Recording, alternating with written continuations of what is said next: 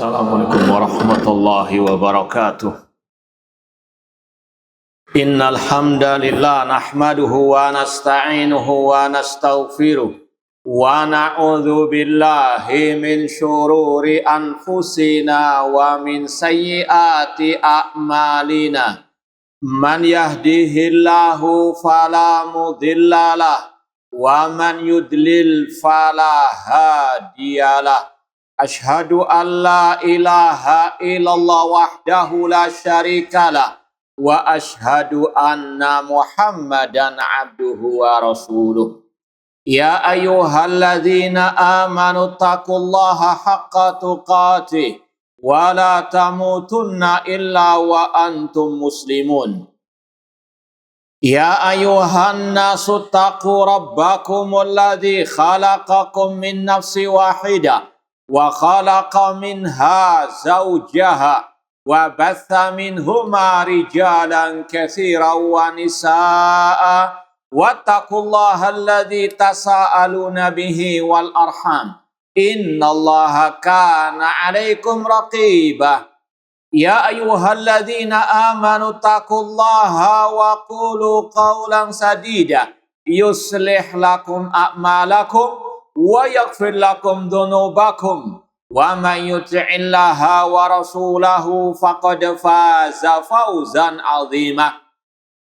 Amma ba'd, fa inna asaqal hadits kitabullah wa khairal hadi hadi Muhammadin sallallahu alaihi wasallam wa syarrul umuri muhdatsatuha wa kullu muhdatsatin bid'ah wa kulla bid'atin dhalalah wa kulla dhalalatin finnar.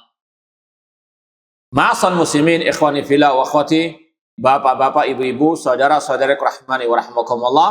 Alhamdulillah, segala puji bagi Allah Subhanahu wa taala yang mempertemukan kita kembali dalam kajian kitab At-Tauhid oleh Syekhul Islam Muhammad bin Abdul Wahhab rahimahullah taala.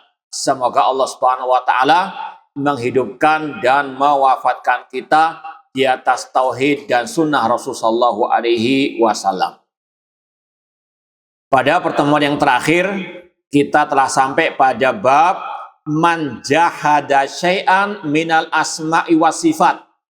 Bab tentang orang yang mengingkari sesuatu dari nama-nama dan sifat-sifat Allah. Sudah kita sampaikan beberapa bagian dari bab ini, namun perlu kita ulang sedikit saja. Yang pertama, akidah dan kaidah ahli sunnah tentang nama dan sifat Allah, yaitu menetapkan semua yang ditetapkan oleh Allah bagi dirinya tentang nama-nama dan sifatnya di dalam Al-Quran atau yang ditetapkan oleh Rasulnya Sallallahu Alaihi Wasallam dalam hadis-hadis yang sahih, tanpa diserupakan dengan makhluk, tanpa dibayang-bayangkan sifat Allah tersebut, tanpa diselewengkan dari makna dohirnya, dan tanpa dinafikan. Dan ini yang telah dijelaskan oleh para ulama dalam kitab-kitab akidah mereka. Di antaranya oleh Imam Ibnu Khuzaimah yang wafat tahun 311 Hijriah rahimahullah ta'ala, dan beliau merupakan ulama mazhab Asy-Syafi'i, yaitu dalam kitab beliau kitab At-Tauhid. Ya, ini sekali lagi akidah dan kaidah Ahlussunnah tentang nama dan sifat-sifat Allah. Kemudian ada golongan-golongan yang menyimpang dalam bab ini. Yang pertama, golongan al-musyabbihah yang menyerupakan sifat Allah dengan sifat makhluk. Mereka mengatakan Allah punya sifat wajah, tapi wajahnya Allah sama dengan wajah makhluk. Ini kufur akbar yang dinamakan dengan at-tasbih, menyerupakan sifat Allah dengan sifat makhluk. Dengan mengatakan sifat Allah sama dengan sifat makhluk, wajah Allah sama dengan wajah makhluk. Ini namanya at-tasbih. Yang kedua, kelompok yang ini yang dimaksud oleh penulis yaitu yang mengingkari nama dan sifat Allah. Mereka mengatakan Allah tidak punya nama, tidak punya sifat. Ini juga sama hukumnya kufur akbar. Dan inilah yang diucapkan oleh gurunya Imam Al-Bukhari yang bernama Nu'aim bin Hammad rahimahullah. Sekali lagi, seorang ulama salaf dari gurunya Imam Bukhari, beliau berkata, man syabbahallah bisyai'in min khalqihi faqad kafara. Barang siapa yang menyerupakan Allah dengan makhluknya, maka dia kafir. Yang dimaksud menyerupakan tadi mengatakan sifat Allah sama dengan sifat makhluk. Wajah Allah sama dengan wajah makhluk. Allah turun ke langit dunia sama dengan turunnya makhluk. Ini namanya tasbih. Hukumnya kufur akbar.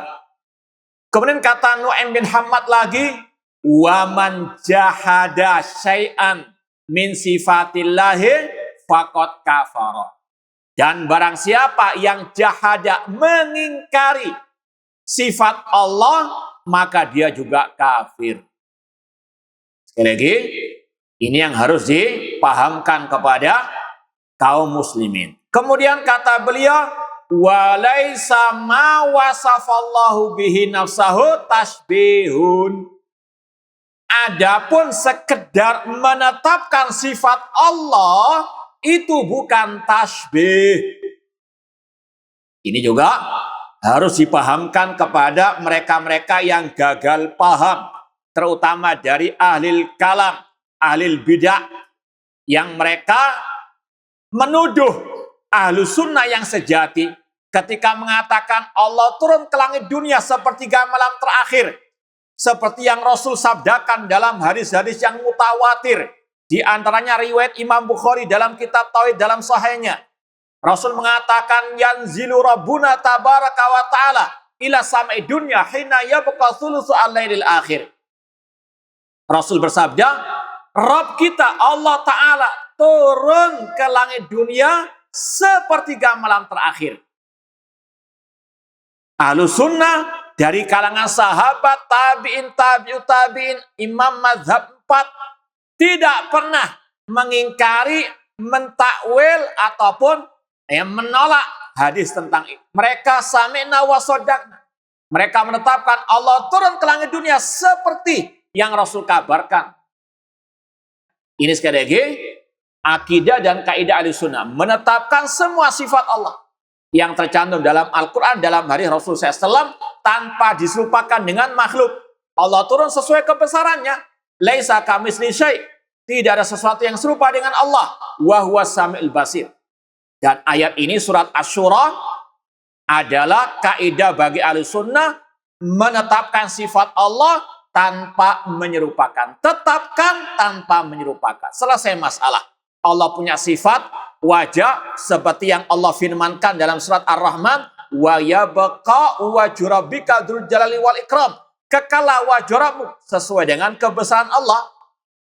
Ya, sekali lagi, Ahlussunnah menetapkan seperti yang Allah tetapkan dalam Al-Quran atau yang ditetapkan oleh Rasul tanpa diserupakan dengan makhluk.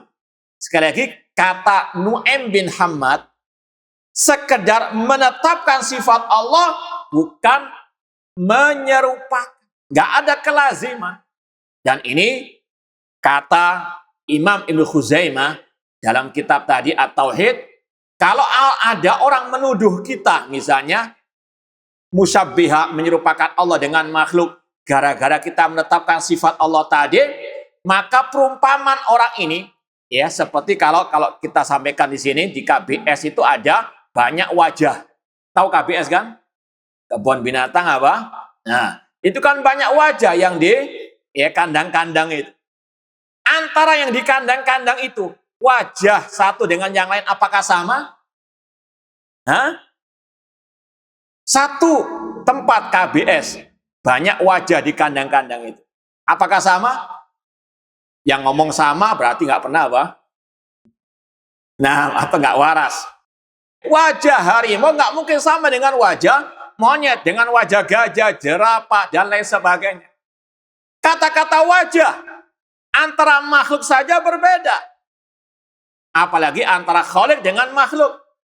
Itu yang masih di KBS beda-beda. Apalagi antara yang di KBS, yang di kandang-kandang itu, dengan wajah manusia. Tidak sama. Kalau kita mengatakan monyet punya wajah, kemudian dia marah, mengatakan jangan kamu serupakan saya dengan monyet. Siapa yang menyerupakan? Sekedar menetapkan monyet punya wajah, bukan berarti menyerupakan dia dengan apa? Tapi kalau dia merasa demikian, ya sudah, jangan dipaksa. Nah, intinya, sekedar menetapkan, bukan berarti menyerupakan.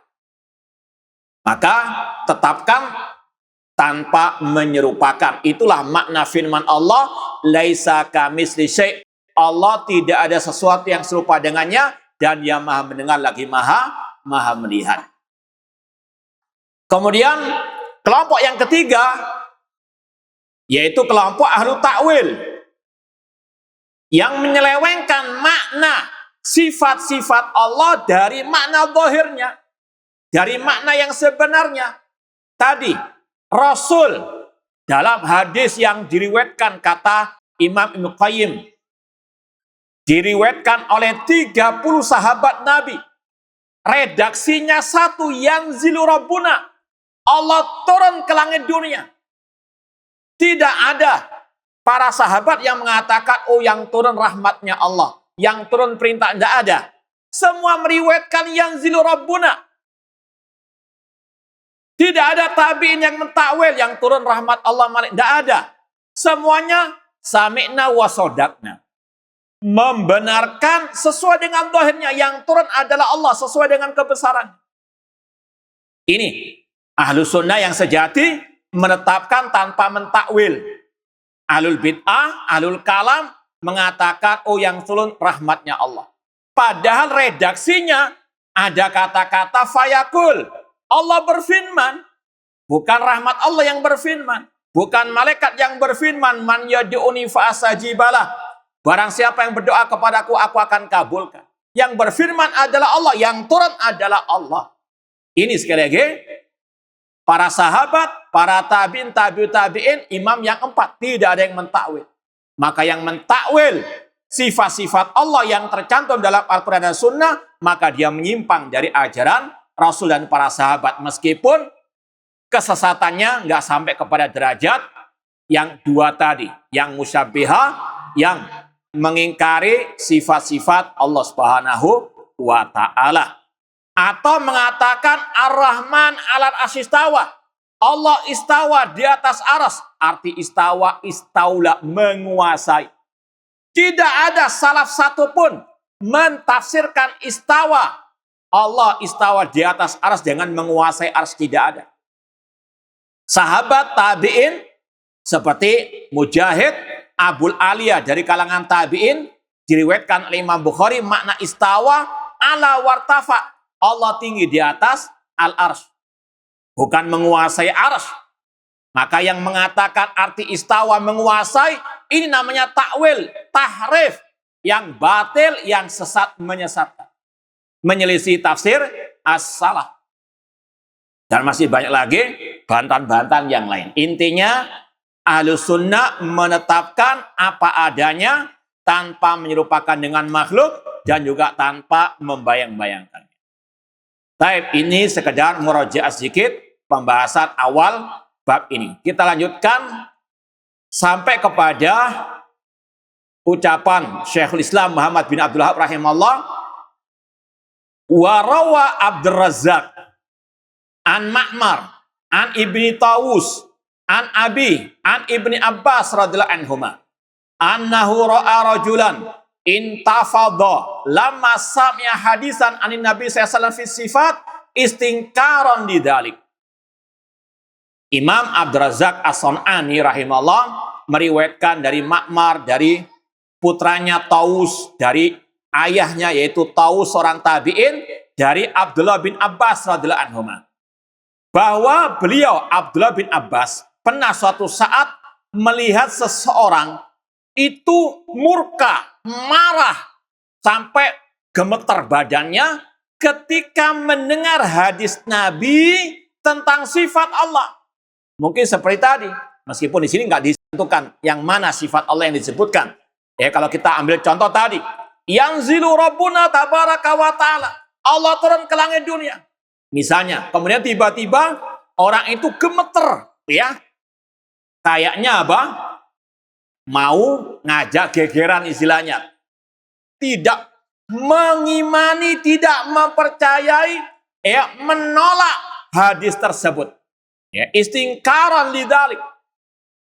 Fobi, alergi dengan pembahasan sifat-sifat Allah. Padahal disebutkan hadisnya dalam Sahih Bukhari, hadisnya mutawatir. Namun, ini sekali lagi, hati kalau sudah kotor, maka demikian.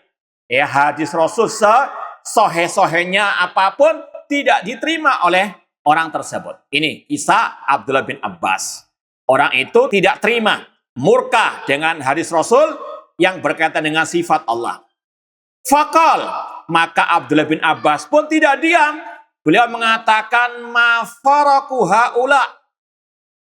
Apa yang menyebabkan orang ini takut atau gemetar dengan hadis Rasul yang berkaitan dengan sifat Allah? Beliau juga mengingkari. Yajiduna riqatan inda muhkamihi. Mereka mudah menerima hadis Rasul kalau ya itu hadis yang muhkam. Misalnya tentang wajibnya birrul walidain. Mereka sami'na wa ata'na. Tentang masalah salat, mereka menerima. Tapi wa yahlikuna inda mutasyabihi. Namun mereka sesat, mereka menyimpang, mereka binasa ketika melewati nas-nas yang menurutnya itu mutasyabihat, yang samar-samar. Seperti yang kita sampaikan tadi. Kalau disampaikan hadis tentang birrul walidain, tentang masalah sholat, puasa, zakat, sami'na wa ata'na, gak ada takwil-takwil. Namun kalau sudah masalah yanzilu rabbuna, langsung apa? Marah, gak terima, gak percaya Allah turun ke langit dunia. Ini keadaan sebagian kaum muslimin. Ma'asal muslimin, ikhwani fillah wa akhwati rahmani wa rahmakumullah. Di sini ada yang perlu kita sampaikan tentang nas, ya, terutama ayat Al-Quran. Allah berfirman dalam surat Ali Imran ayat yang ke-7, "Huwallazi anzala 'alaikal kitaba minhu ayatun muhkamat hunna umul kitab wa ukharu mutasyabihat." Dialah Allah yang menurunkan kepada Nabi Muhammad Al-Quran. Di antaranya ada yang muhkamat, yang terang benderang, ada pula yang mutasyabihat, yang samar-samar. Fa'ammal ladzina fi qulubihim zaghun fayattabi'una ma tashabaha min ibtigha'il fitnah wa tibgha ta'wili. Adapun orang-orang yang dalam hatinya ada penyakit kesesatan, penyimpangan, mengikuti yang samar-samar untuk mereka takwilkan, untuk mereka menimbulkan fitnah. Wa ma ya'lamu ta'wilahu illallah. Ini ada dua qiraah kata para ulama. Berhentinya ada pada kata-kata wa ma ya'lamu ta'wilahu illallah. Berhenti, waqaf. Atau yang kedua, wa ma ya'lamu ta'wilahu illallah warrasikhuna fil ilmi. Di sini waqaf, berhenti. Ada dua qiraah atau cara membacanya. Yang pertama kita sampaikan, secara asal ayat-ayat Al-Quran semuanya terang benderang. Ini sekali lagi, secara asal Al-Quran terang benderang. Karena Al-Quran hudal linnas, hudal lil muttaqin. Namanya petunjuk, itu jelas atau tidak jelas? Jangankan kalamullah yang merupakan ahsanul hadis, sebaik-baik ucapan. Antum kalau belum pernah lewat daerah sini, kan biasanya mengikuti apa? Petunjuk arah. Ya, arah pelabuhan kanan, ke kiri, dan seterusnya. Itu secara umum, petunjuk di jalan itu terang atau nggak terang? Secara umum, terang.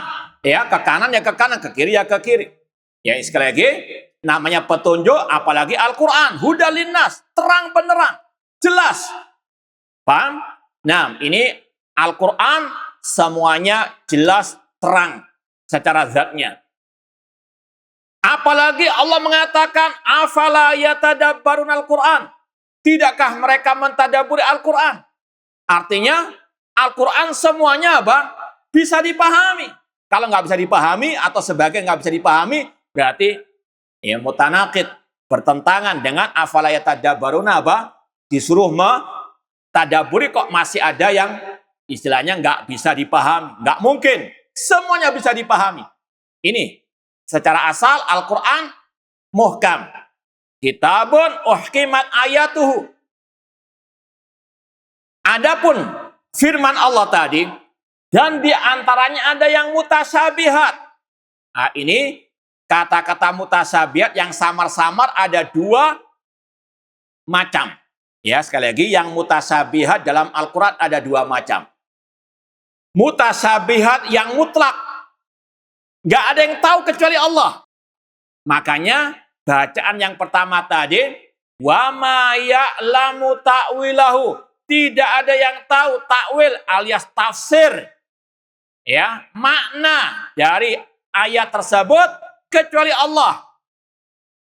Titik sampai di situ, wakaf di situ. Ya, atau berhenti di situ. Paham? Ini qiraah yang pertama surat tadi Ali Imran ayat ke-7. Tidak ada yang mengetahui takwilnya kecuali Allah. Ini yang berkaitan dengan mutasyabihat yang mutlak. Hanya Allah yang tahu. Seperti bagaimananya sifat Allah. Itu nggak ada yang tahu kecuali Allah. Ketika misalnya Allah berfirman tadi, wa yabqa wajhu rabbika dzul jalali wal ikram. Kekallah wajh Rabbmu yang memiliki kebesaran dan kemuliaan. Hakikat bagaimananya wajah Allah nggak ada yang tahu kecuali Allah. Itulah makna wa ma ya'lamu ta'wilahu illallah. Paham? Ar-Rahman 'alal arsyistawa. Allah istawa tinggi di atas arsy. Tidak ada yang tahu bagaimananya Allah tinggi di atas arsy kecuali Allah. Ini makna wa ma ya'lamu ta'wilahu illallah. Adapun makna istawa diketahui dalam segi bahasa Arab telah ditafsirkan oleh ulama salaf, yaitu ala wartafatan. Ini sekali lagi qiraah yang pertama, wa ma ya'lamu ta'wilahu illallah. Qiraah yang kedua disambung, wa ma ya'lamu ta'wilahu illallah warasikhuna fil ilmi. Tidak ada yang tahu takwilnya kecuali Allah dan para ulama. Ulama juga tahu yang dimaksud di situ mutasyabihat yang relatif. Sekali lagi, kata-kata ayat yang mutasyabihat ada berapa macam? Ada berapa? Ada dua. Mutasyabihat yang mutlak, yang hanya Allah yang tahu, seperti contoh tadi apa? Bagaimananya sifat Allah. Atau kalau mau ditambah lagi, contoh yang samar-samar, yang nggak ada yang tahu kecuali Allah saja. Contohnya seperti hakikat surga. Di surga ada buah delima. Ada yang tahu enggak? Bagaimana rasanya? Hah? Apakah sama dengan yang di dunia? Allah mengatakan, wa ma ta'lamu nafsum ma ukhfiyat lahum min qurrati ayun. Tidak ada satu jiwa pun yang tahu apa yang disediakan oleh Allah di surga. Ya, namanya sama. Tapi hakikatnya apa? Berbeda. Makanya Abdullah bin Abbas mengatakan, laisa fil jannah mimma fid dunya ilal asma. Tidaklah kenikmatan di surga kalau dikiaskan dengan di dunia, tidak ada kesamaan kecuali hanya namanya sama. Bagaimananya hanya Allah yang tahu. Ini yang mutasyabihat, yang mutlak nggak ada yang tahu kecuali Allah. Adapun yang kedua, mutasyabihat yang relatif. Sebagian orang tahu, sebagian yang nggak tahu. Siapa yang tahu? Warasikhuna fil ilmi. Contoh tadi, ya, Ar-Rahman 'alal arsy istawa. Sebagian orang nggak tahu apa arti istawa. Tapi para ulama salaf tahu. Makanya mereka mentafsirkan apa arti istawa, yaitu tadi Allah di atas al-arsy. Paham dong? Jadi sekali lagi, ayat-ayat sifat ya, itu bukan mutasyabihat, itu muhkamat.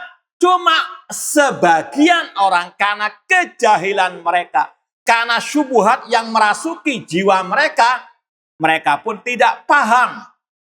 Paham dong? Maka sekali lagi, tidak benar kalau ada yang mengatakan ayat-ayat sifat Allah itu apa? Mutasyabihat. Kenapa? Tadi sudah kita sampaikan. Al-Quran secara asal muhkamat. Dalilnya sudah jelas. Hudalin nas. Afala yatadabbarun Al-Quran. Terlebih lagi, dari awal ayat sampai akhir ayat Al-Quran, isinya penuh dengan sifat-sifat Allah. Kalau kita ambil misalnya pendapat yang mengatakan basmalah bagian Al-Fatihah. Bismillahirrahmanirrahim. Di situ ada berapa sifat Allah?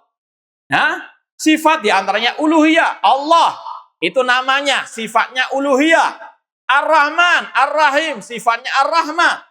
Maka apa? Awal ayat sudah apa? Menjelaskan tentang sifat. Bagaimana dikatakan ayat tentang sifat Allah? Tidak. Ya jelas, padahal isi Al-Quran penuh dengan sifat-sifat Allah. Mustahil ayat-ayat sifat dikatakan apa? Samar-samar. Na'udzubillah min dzalik.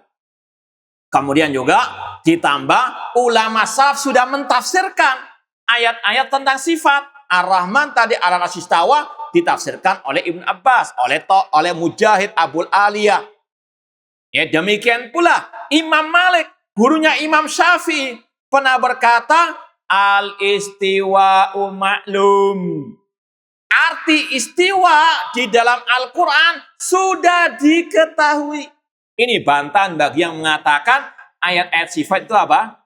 Imam Malik, gurunya Imam Syafi'i, ya, mengatakan makna istiwa yang tercantum dalam Al-Quran itu sudah diketahui, nggak samar-samar. Kalau mengatakan samar-samar, dia yang memang jahil. Kalau jahil, tanya kepada ahlinya. Di antaranya ulama salaf. Ya, jangan menuduh ayat-ayat sifat mutasyabihat. Ini menyelisihi ajaran salaf. Sekali lagi, ayat tentang sifat Allah jelas. Ya, bagi salaf. Kalau mengatakan nggak jelas karena kebodohannya, karena kejahilannya, karena syubhat atau kesesatannya. Kemudian Imam Malik mengatakan wal kaifu majhul. Yang tidak diketahui itu adalah bagaimananya Allah istiwa di atas arsy. Nah ini kalau kita bahas tadi mutasyabihat ayat 2, ya cuma perlu dites, paham enggak? Imam Malik mengatakan al-istiwa maklum. Ya, ini kalau kita kaitkan dengan mutasyabihat tadi, ada berapa macam tadi? 2. Ya, ini masuk dalam kategori yang mana? Hah? Yang relatif, artinya kalau ada yang nggak tahu ayat-ayat sifat, bukan ayatnya yang nggak jelas, dianya yang apa? Jahil. Paham? Perlu belajar lagi. Adapun wal kaifu majhul, kalau berkaitan dengan mutasyabihat tadi yang mana? Yang mutlak. Hanya Allah yang tahu bagaimana hakikat sifat-sifat Allah Subhanahu wa Ta'ala. Jadi sekali lagi, intinya kalau ada yang mengatakan ayat-ayat tentang sifat Allah mutasyabihat, itu batil, itu keliru, itu salah, menyelisih ucapan ya salaf. Adapun yang dikatakan oleh Abdullah bin Abbas di sini, orang itu binasa ketika melewati ayat mutasyabihat, itu mutasyabihat yang relatif. Orang itu yang tidak paham ayat-ayat tentang sifat. Adapun Abdullah bin Abbas sangat paham ya tentang apa makna daripada ayat-ayat sifat tersebut. Baik, kita lanjutkan lagi. Walamma sami'at Quraisyun Rasulullah SAW yadhkur ar-Rahman angkaru dzalik.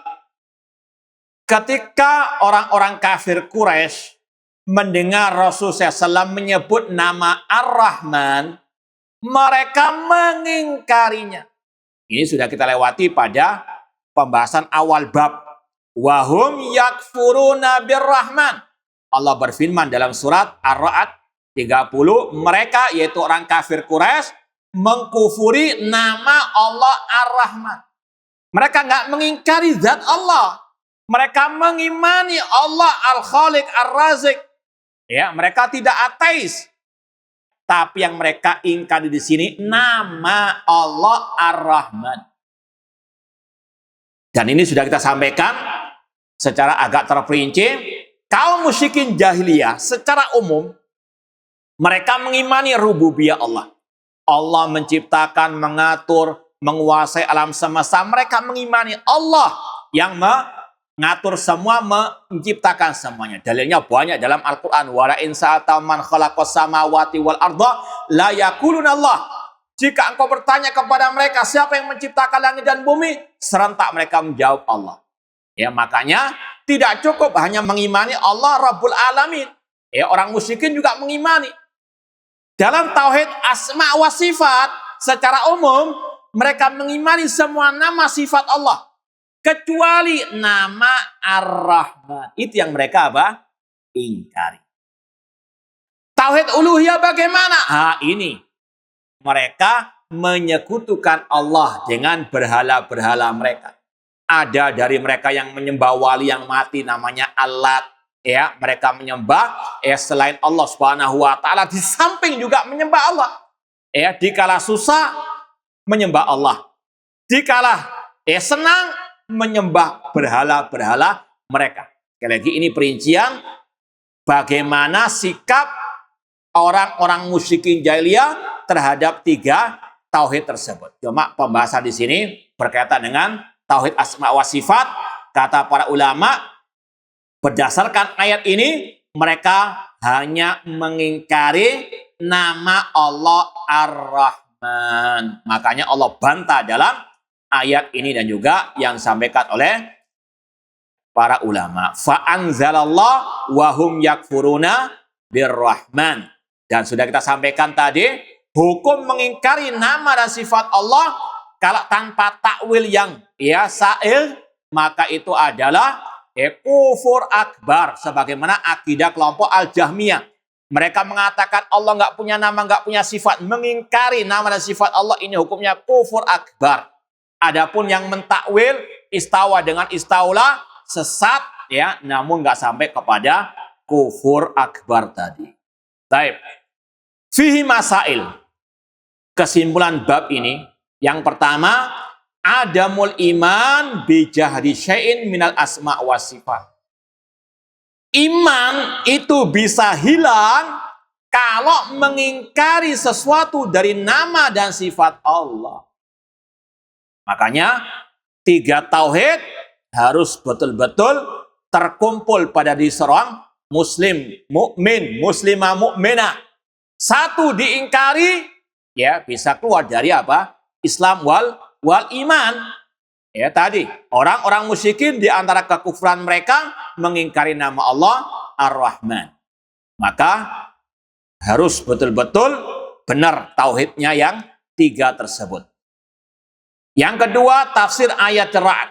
Tafsir ayat Ar-Ra'd yang sudah kita sampaikan tadi, wahum yakfuruna birrahman. Orang musyrikin jahiliyah mengingkari nama Allah Ar-Rahman. Yang ketiga, tarkut tahdits bima la yafhamu sami'. Ya, terutama para khatib, para dai, para ustadz itu kalau menyampaikan ceramah kajian sesuaikan dengan kemampuan orang yang mendengar. Ya, contoh misalnya ini kalau mau dicontohkan bab yang agak mirip, kata Syekh Utsaimin misalnya ada orang yang mungkin lulusan Timur Tengah sana, dari Madinah, mungkin Mekah. Dia ahli qiraah, menguasai banyak qiraah. Kemudian ngimami salat tarawih. Dibaca qiraah yang nggak biasa didengar oleh kaum muslimin di sekitarnya. Karena dia apa? Ahli qiraah. Sebetulnya benar qiraahnya. Cuma karena orang-orang awam nggak terbiasa dengan bacaan tersebut, maka dikhawatirkan ini aliran apa? Aliran sesat ini, kok Al-Qur'an bacaannya kok seperti ini, ya. Maka apa? Ini yang harus diwaspadai, artinya jangan sampai membaca kiroah yang nggak biasa didengar oleh kaum muslimin, meskipun dia ahli. Kenapa? Tadi khawatir orang nanti akan mendustakan ayat tersebut. Enggak itu ayat palsu, padahal itu benar. Maka hati-hati. Demikian pula ya dalam pembahasan agama. Misalnya ceramah pertama dari orang-orang awam yang kumpul, jangan membahas masalah-masalah yang ya istilahnya tingkat profesor doktor lah istilahnya. Harus apa? Step by step, pelan-pelan. Seperti tadi kaidah tauhid asma wa sifat itu bagaimana. Jangan langsung dibahas misalnya sifat Allah itu qadimun hadisul ahad. Paham? Nah, nggak paham kan? Sebagian mungkin paham. Intinya dalam ilmu bertahap sebagaimana dalam ilmu-ilmu umum. Pelajaran SMA jangan dikasih ke siswa-siswi SMP ataupun SD, nggak paham mereka, berbahaya juga. Artinya sesuai dengan kemampuan akal mereka. Kemudian berikutnya yang keempat, zikrul illah annau yufdi ila takdzibillah wa rasulih walau lam yata'ammad al-munkir atau al-munkar. Disebutkan ucapan ulama salaf yaitu Ali bin Abi Thalib, bicaralah dengan manusia sesuai dengan kemampuan akal mereka. Apakah kalian ingin Allah didustakan dan juga Rasulnya? Ini mengapa kita tidak boleh nggak boleh lewat dari ini. Intinya cukup, insyaallah kita lanjutkan pada pertemuan datang. Kurang lebihnya mohon maaf. Wa jazakumullahu khairan. Aku qouli hadza wa akhiru da'wana anil hamdulillahi rabbil alamin. Wassalamualaikum warahmatullahi wabarakatuh.